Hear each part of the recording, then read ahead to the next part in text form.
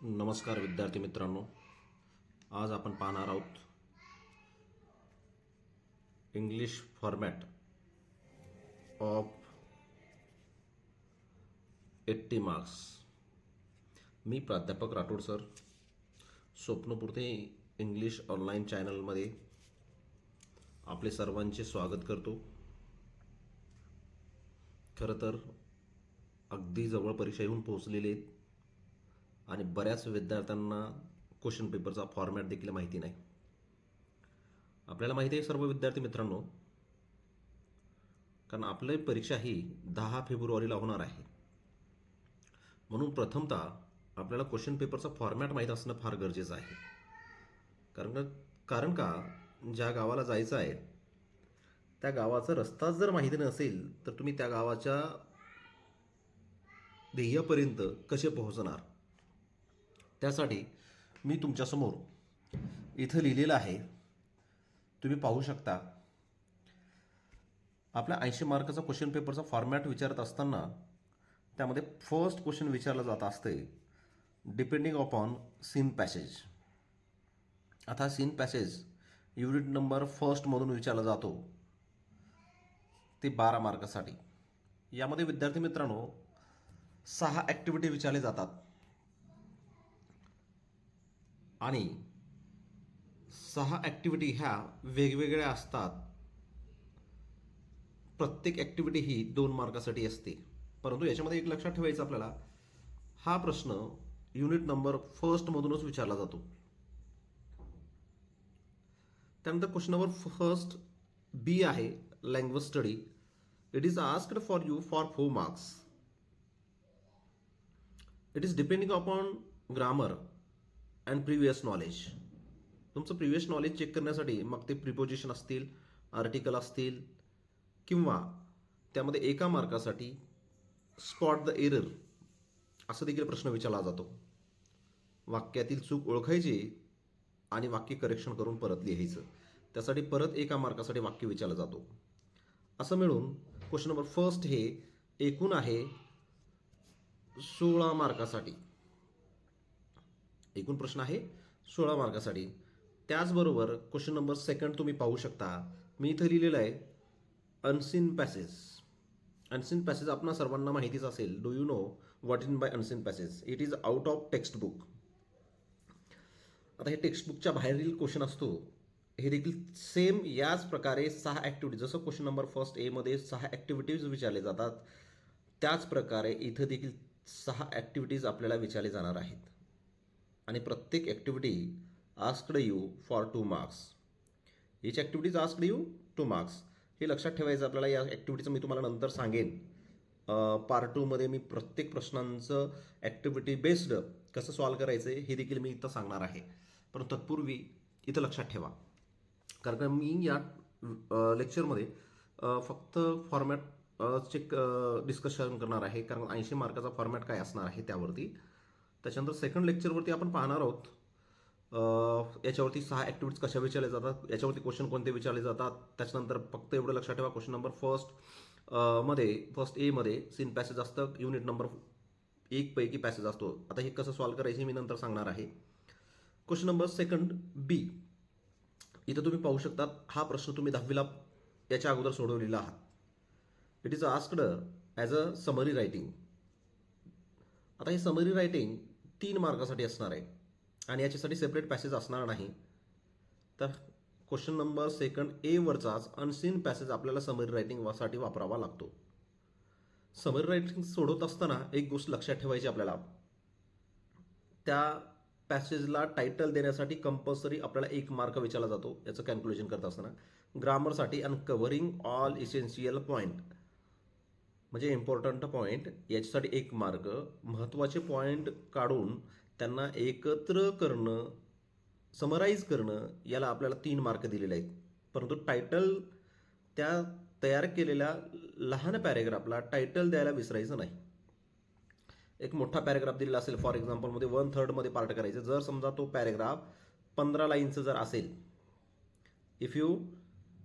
जर समजा तुम्हाला पॅसेज हे 15 लाईन्स असेल तर 1/3 पार्टमध्ये रूपांतर करत असताना तुम्हाला तो पॅसेज कमीत कमी लहान करून कमीत कमी 5 लाईनचं तुम्हाला पॅसेज महत्त्वाचे पॉईंट निवडून तुम्हाला तयार करावा लागतो. That is a summary writing. मी प्रत्येक कंटेंट सोडवणार आहे, परंतु आपण या ठिकाणी क्वेश्चन पेपरचा फॉर्मॅट डिस्कस करत असल्यामुळे व्हिडिओ लांबू नये याच्यासाठी मी थोडंसं ओझरता घेतोय, शॉर्टली घेतोय. त्यानंतर क्वेश्चन नंबर सेकंड सी. इथं आपल्याला 2 ऑप्शनमध्ये प्रश्न आहेत. अगोदर 2017च्या अगोदर 1900 अगोदर नोटमेकिंग हा कंपल्सरी प्रश्न विचारला जायचा इथे. कारण नोटमेकिंगचे 3 टाईप्स असायचे: सिम्पल नोटमेकिंग, टॅब्युलर नोटमेकिंग आणि ट्री डायग्राम नोटमेकिंग. असं 3 मार्कासाठी प्रश्न विचारला जायचा. परंतु इथं 2019च्या नंतर जसं सिलेबस बदललेला आहे तेव्हापासून माइंड मॅपिंग आणि नोटमेकिंग ही ऑप्शनलमध्ये प्रश्न विचारला जातो, परंतु शक्यतो माइंड मॅपिंग हा प्रश्न येतो. पहा, मग ते करिअरवर असेल, मग तुम्हाला सब्जेक्ट दिला जातो, त्या सब्जेक्टला तुम्ही कशा पद्धतीच्या स्ट्रक्चरमध्ये डिव्हाइड करू शकता, तुम्ही तुमच्या इमॅजिनेशन पॉवरचा वापर करत, तुमच्या माइंडचा वापर करत तुम्ही कशा पद्धतीने चार्टच्या स्वरूपात तुम्ही माहितीचं एक्सप्रेशन करू शकता, त्यासाठी हा माइंड मॅपिंग प्रश्न दिलेला आहे. It's depending upon your intellectual. It's separate, your answer is separately, you can get the answer from each one. प्रत्येकांचं उत्तर हे वेगवेगळं असणार आहे इथे या प्रश्नांमध्ये, नो डाऊट. तसं क्वेश्चन नंबर सेकंड हा totally depending upon unseen passage. याच्यासाठी माइंड मॅपिंगसाठी तुम्हाला सेपरेट पॅसेज दिलं जाणार आहे. पॅसेज दिलं जाणार नाही, तर तुम्हाला सेपरेटली इन्फॉर्मेशन दिली जाणार आहे. याच्यासाठी आपल्याला क्वेश्चन नंबर सेकंड ए पॅसेज वापरण्याची आवश्यकता नाही. पण क्वेश्चन नंबर सेकंड बी सोडवत असताना, समरी रायटिंग सोडवत असताना क्वेश्चन नंबर सेकंड ए हाच अनसीन पॅसेज वापरायचा आहे. 3 मार्कासाठी समरी रायटिंग आणि नोट मेकिंग हे परत 3 मार्कासाठी पहा. तसं त्यानंतर क्वेश्चन नंबर 3 पाहू शकता तुम्ही. आता इथे मी इथं लिहिलेलं आहे. आता हा सीन पॅसेज आहे. परत तुम्ही म्हणता की समजा बऱ्याच विद्यार्थ्यांना वाटणार आहे की सीन पॅसेज परत कसं विचारलं जाऊ शकतो, पण इथं पुढे पाहू शकतात सीन पॅसेज हा कशावरचा असणार आहे, तर पोएमवरचा असणार आहे. पोएमवरती आपल्याला एकूण 8 पोएम आहेत विद्यार्थी मित्रांनो. तुम्ही पाहू शकता तुमच्या सिलेबसमध्ये 8 पोएम ह्या एकूण टोटली 14 मार्कासाठी आहेत. तर ते 14 मार्क कसे, तर पॅसेज आपल्याला 10 मार्कासाठी विचारला जाणार आहे आणि पॅसेज 10 मार्कासाठी त्या पॅसेजवरती आपल्याला 5 ॲक्टिव्हिटीज विचारले जाणार आहेत.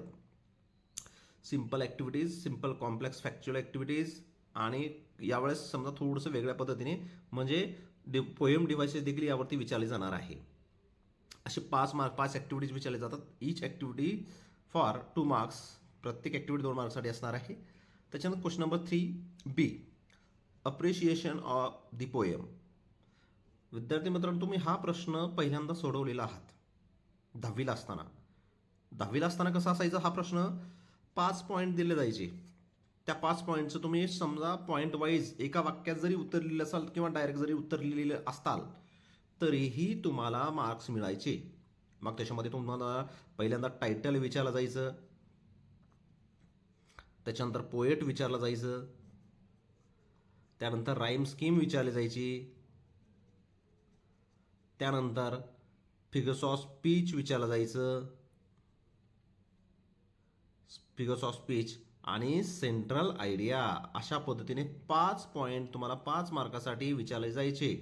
पण इथं तसं नाही, हेच लिहायचं आहे, पण पॉईंट वाईज नाही लिहायचं, तर पॅरेग्राफ वाईज लिहायचे तुम्हाला. त्यात दिलेल्या पोएमचं इन्फॉर्मेशन तुम्हाला द्यायचं आहे. टायटल कशाबद्दल आहे ते सांगायचं आहे, राईम स्कीम का आहे, फ्री वर्स आहे का राईम स्कीम आहे, फिगर्स ऑफ स्पीच कोणते आहेत, त्याच्यानंतर बघा कवीने कोणत्या पॉईंटवरती एम्पॅसाइज केलेलं आहे, एक्सप्रेशन कोणत्यावरती दिलेलं आहे, आणि त्याच्यानंतर त्याची सेंट्रल आयडिया. हे सर्व पोएटिक डिव्हाइसेस आपल्याला लिहावं लागणार आहे. किती मार्क्ससाठी विचारलं जाणार आहे, 4 मार्कासाठी. हे झालं क्वेश्चन नंबर 3 ए अँड बी. आता इथं झाल्यानंतर परत क्वेश्चन नंबर एकूण आपल्याला असणार आहेत 5 क्वेश्चन विद्यार्थी मित्रांनो. तर चला मग क्वेश्चन नंबर 4मध्ये इथून स्टार्ट होतो आपल्याला. इथं पाहू शकता तुम्ही रायटिंग स्किल. आता हे रायटिंग स्किल किती मार्कासाठी असणार आहे, तर एकूण टोटल असणार आहे 16 मार्कासाठी. आता 16 मार्क 4 घटकांमध्ये डिव्हाइड केलेले आहेत. तुम्ही पाहू शकता इथं मी लिहिले ए बी सी डी 4 दिलेले आहेत आपल्याला, तुम्ही पाहू शकता.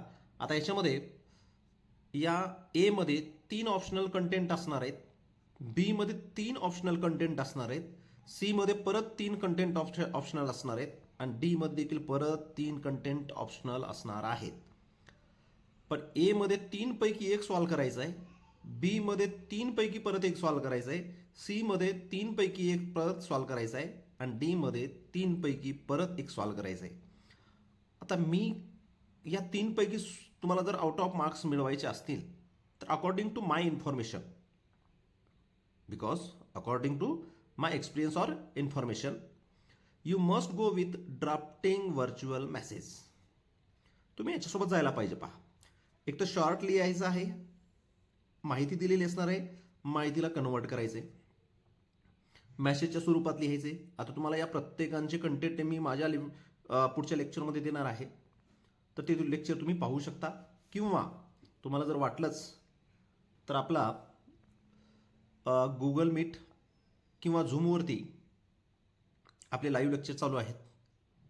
फक्त 10 तारखेपर्यंत याची फीस असणार आहे 299. 299 रुपये तुम्ही भरू शकता आणि आपले क्लासेस जॉईन करू शकता. त्याच्यामध्ये तुम्हाला डिटेलली लाईव्ह देखील पाहायला मिळेल आणि रेकॉर्डेड देखील तुम्हाला ऐकायला मिळतील. Choice is your. तर ड्राफ्टिंग व्हर्च्युअल मेसेज हा सोपा आहे. त्याच्यानंतर SOP जर पाहायला गेलं स्टेटमेंट ऑफ पर्पज, आता हा देखील सोपाच आहे, पण याला थोडंसं लिहावं लागतं पहा जास्त. त्यासाठी थोडंसं माझ्या मताने तुम्ही याच्यासोबत गेला तर थोडंसं सोपं जाईल तुम्हाला. ग्रुप डिस्कशन, तुम्हाला डायलॉग रायटिंग टाईप हा क्वेश्चन आहे. 2-3 पर्सन याच्यामध्ये तुम्हाला दिलेल्या सब्जेक्टनुसार डिस्कशन करून आणावं लागतं. So that I go with drafting virtual message. So you also. त्यानंतर बी मध्ये आहे ईमेल रायटिंग असेल, रिपोर्ट असेल आणि इंटरव्ह्यू असेल. आता माझ्या मताने प्रश्न तर सर्व सोपे आहेत. आता विद्यार्थ्यांना जे सोपं जाईल त्यानुसार सोडवायचं आहे. कारण तुम्ही 10वीला रिपोर्ट रायटिंग सॉल्व्ह केलेला आहात, ईमेल रायटिंग तुमच्यासाठी न्यू असणार आहे आणि इंटरव्ह्यू देखील कदाचित तुम्ही अगोदर सॉल्व्ह केलेले असताल, परंतु तुमच्यासाठी न्यू असणारच आहे. तर इंटरव्ह्यूसाठी आपल्याला प्रश्न तयार करायचे असतात. एक फॉर्मॅट मी तुम्हाला बनवून देईल, त्या फॉर्मॅटनुसार जर तुम्ही सोड केलात तर डेफिनेटली प्रश्न कोणताही बोर्डाच्या दृष्टिकोनातून विचारू द्या. मी जर इथं तुम्हाला 6 ते 7 प्रश्न लिहून देणार आहे. ॲज इट इज जरी बोर्डाच्या परीक्षेत तुम्ही जर दिलेलं असाल तर तुम्हाला मिनिमम 4 पैकी 3 मार्क तर मिळून जातीलच. फक्त तुम्हाला काय करायचं आहे, परंतु ते पाठांतर करून ठेवायचे. मी दिलेले प्रश्न ते नंतरच्या लेक्चरमध्ये व्हिडिओच्या कमेंट बॉक्समध्ये टाका की कोणत्या प्रश्नांची अडचण आहे. त्या प्रश्नांचं मी व्हिडिओ अपलोड करेल, तुमच्या सजेशन देण्याचा प्रयत्न करेन, तुमच्यासाठी अवेलेबल राहण्याचा मी प्रयत्न करेन. तर ईमेल रायटिंग या 3ही प्रश्न सोपे आहेत, पण त्यापैकी माझ्या मताने तुम्ही इंटरव्ह्यू या प्रश्नासाठी, कारण आउट ऑफ देणारा प्रश्न आहे, तुम्ही थोडी जर तयारी केलात तर डेफिनेटली तुम्हाला सहज मिळून जाईल. आता हा प्रश्न देखील आपल्याला 4 मार्कसाठी विचारला जातो. ईमेल रायटिंग, रिपोर्ट रायटिंग आणि इंटरव्ह्यू या 3पैकी एक आपल्याला सॉल्व्ह करायचं आहे. त्यानंतर आहे विद्यार्थी मित्रांनो पुढचा question number 4C, speech writing, comparing आणि एक्सपेन्शन ऑफ आयडियाज. तर एक्सपेन्शन ऑफ आयडियाज तुम्ही सॉल्व्ह केलेला आहात. स्टोरी रायटिंग आहे, डिस्क्रायबिंग आहे किंवा प्रोव्हर्ब रायटिंग आहे, तुम्ही 10वीला सॉल्व्ह केलेला आहात. त्याच पद्धतीने तुम्हाला हे सॉल्व्ह करायचं आहे. स्पीच रायटिंग तर तुम्हालाच माहीतच आहे. स्पीच रायटिंग देखील आपल्याला लिहिता येतं. कदाचित तुम्ही दोन्ही सोबत जाऊ शकता, कोणत्याही पद्धतीने सॉल्व्ह केला तरी चालेल. ठीक आहे, तुम्हाला जे सोपं जाईल ते सॉल्व्ह करा. कम्पेअरिंग तुमच्यासाठी नवीन असणार आहे, त्याच्यामुळे याच्यासोबत जाऊ नका.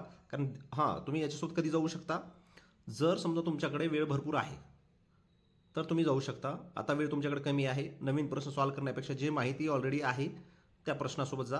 कारण आता अर्धवट माहिती आपल्याला थोडी सोपी जाते आणि त्यानंतर आपल्याला स्टडी करायलाही सोपं जातं आणि मॅक्झिमम मार्क स्कोर करायला फायद्याचं होईल समजा. त्यानंतर क्वेश्चन नंबर 4D, याच्यामध्ये परत 3 प्रश्न आहेत. आय थिंक ब्लॉग रायटिंगसोबत नका जाऊ, तुमच्यासाठी न्यू असणार आहे. आता हा प्रश्न फिल्म रिव्ह्यू कदाचित हे विचारण्यासाठी एवढं दृष्टिकोन आहे, डोळ्यासमोर ठेवून आपल्याला याची तयारी करायची. तुम्ही एखादी कोणताही चित्रपट, फॉर एक्झाम्पलमध्ये दंगल चित्रपट घेतला आपण, तर त्या चित्रपटांबद्दल तुम्ही पाहू शकता. त्याचे डायरेक्टर कोण आहेत, प्रोड्युसर कोण आहेत, त्याचं बजेट काय आहे, किती इन्कम झालं, ग्रोस काय आहे, त्यानंतर त्याचे रायटर कोण आहेत, कोणत्या बेसिसवरती आहे, त्याच्यात ॲक्टर कोण आहेत, रोल कोणता केलेला आहे, कोणत्या बेसवरती असणार आहे चित्रपट, या सर्व अंगाने आपल्याला या पॉईंटनुसार जर तुम्ही अभ्यास केलेला असाल तर ती तुम्हाला लिहायचं आहे. एखाद्या चित्रपटाची चांगली तयारी करून ठेवा, त्याला फिल्म रिव्ह्यू म्हणतो आपण. किंवा परीक्षेत देखील तुम्हाला प्रश्नात जर चित्रपटाचं नाव दिलेलं असेल, मूव्हीचं नाव दिलेलं असेल, तर डेफिनेटली त्या मूव्हीवरती लिहा. कारण दिलेल्या प्रश्नावरती प्रश्न कसा विचारतो त्यानुसार तुम्हाला सॉल्व करावं लागणार आहे. याचे देखील व्हिडिओ तुम्हाला मिळून जातील. ज्याला समजा कोणाला पाहिजे असेल तर माझ्याकडे नोट्स अवेलेबल आहेत कमेंट्स बॉक्समध्ये. ज्यांना नोट्स पाहिजे असतील तर त्यांनी मला तुमचा नंबर शेअर करू शकतात. ओके. आणि नोट्स अवेलेबल करून घेऊ शकतात किंवा माझ्या चॅनलवरती सबस्क्राईब करू शकतात. आणि त्याचनंतर आपल्याला कंटिन्युअसली आपल्याला आपले नवीन नवीन व्हिडिओ तुमच्यापर्यंत मिळवले जातील, पोहोचवले जातील. त्याच्यानंतर हा झाला क्वेश्चन नंबर 4. आता विद्यार्थ्यांचं चान्सेस इथंच असतात की मार्क कमी होण्याचे. आणि जर समजा या 10 दिवसांमध्ये तुम्ही जर माझ्यासोबत राहिलात, लर्न विथ एक्सपर्ट असं म्हणून समजा जर आपण केलं पहा, तर डेफिनेटली यापैकी 16पैकी 16 देखील मार्क तुम्हाला मिळू शकतात जर पुरेपूर अभ्यास केलेला असाल तर. याला फक्त थोडी हिंट आणि प्रॅक्टिस याची गरज भासणार आहे.